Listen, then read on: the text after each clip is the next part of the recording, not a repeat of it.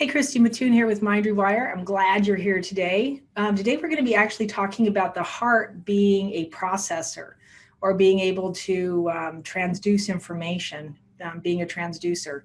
And I think there's a huge misunderstanding, especially if you come from a religious background, about what the heart does and how you can utilize it. And so that's exactly what we're going to talk about here today, and how you can use your heart as a processor instead of just thinking it's storing information, especially painful stuff. So stay tuned.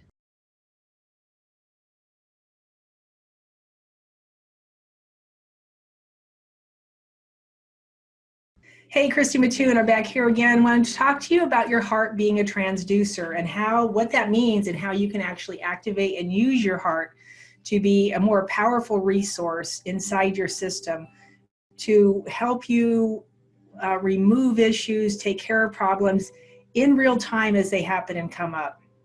So the first thing we have to do is we have to understand what the heart is outside of it just being an organ inside your body.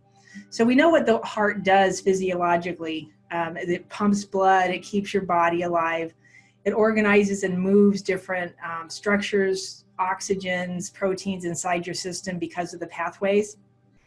But one of the things that we think about probably a lot and we understand the least is the spiritual nature of the heart and how that works and what that does.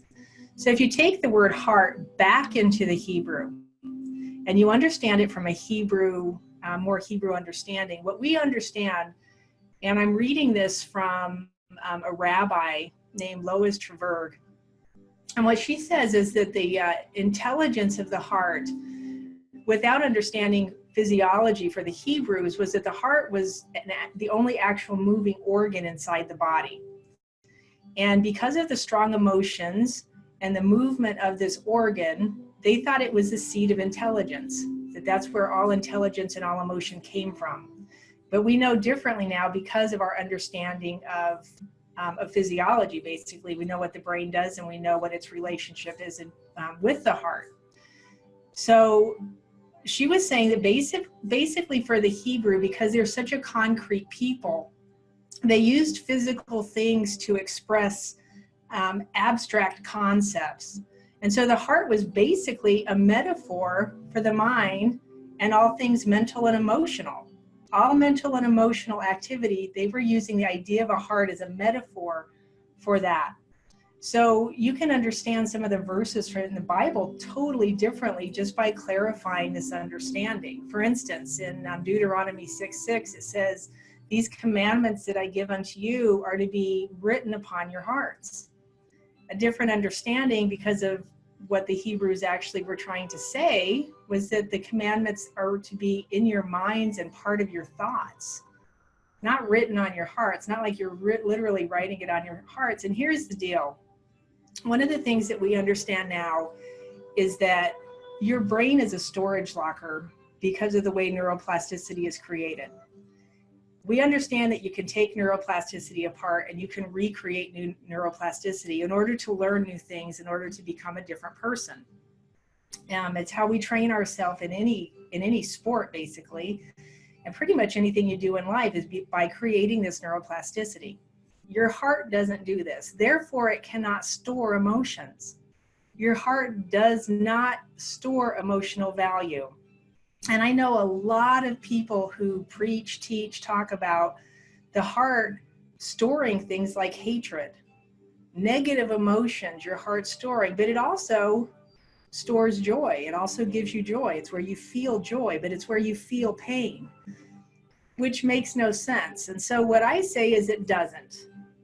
Quite simply, if we understand the physiological side of it, we understand that your brain processes and stores things. So that's where we're making the neuroplastic. Your heart doesn't do that. It's simply a receptor. It does have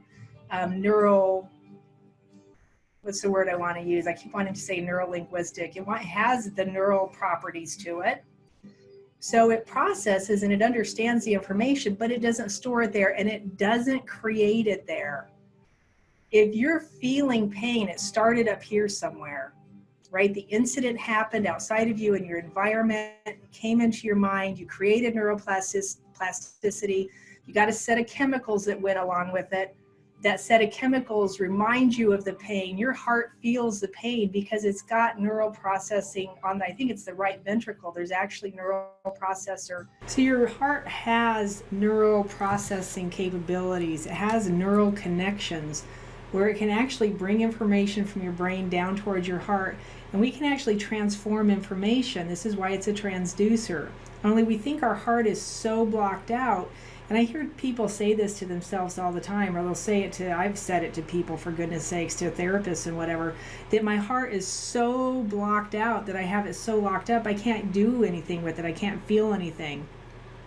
So what we want to do is get beyond that. And it's literally as much as you telling yourself that it can feel, that you can get beyond it, that you can use it for an informational transducer, for a way to transform information. How do you do it? You have to become aware. So we're back to that process or practice of awareness. To be able to move your awareness from one place to another becomes really important. If it's not something you can do, I have a small course that you can get over at MindRewire.com on how to practice your awareness and be able to start moving your awareness into different areas. To be able to take a thought or an issue and with your awareness just gently move it down into your heart and allow it to transform it is a huge beneficial practice to have.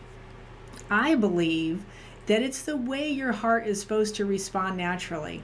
It's how your heart is supposed to work. It just is. And for whatever reason, we weren't taught this way. Information got muddled, got confused. All of the junk that goes on in our world between the food supply and whatever we're watching on TV and all the chemicals in our air and our water have just locked us out of some of our own processes. And I believe one of those is the function of your heart. The true nature and the spiritual implications, I think, are pretty much boundless and limitless when you get this right. So practice that. Think of a thought, something that's bugging you, and with your awareness, just gently move it into your heart and let it transform and see what happens. I think you'll be surprised. If you get stuck or you need some help, you can always shoot me an email.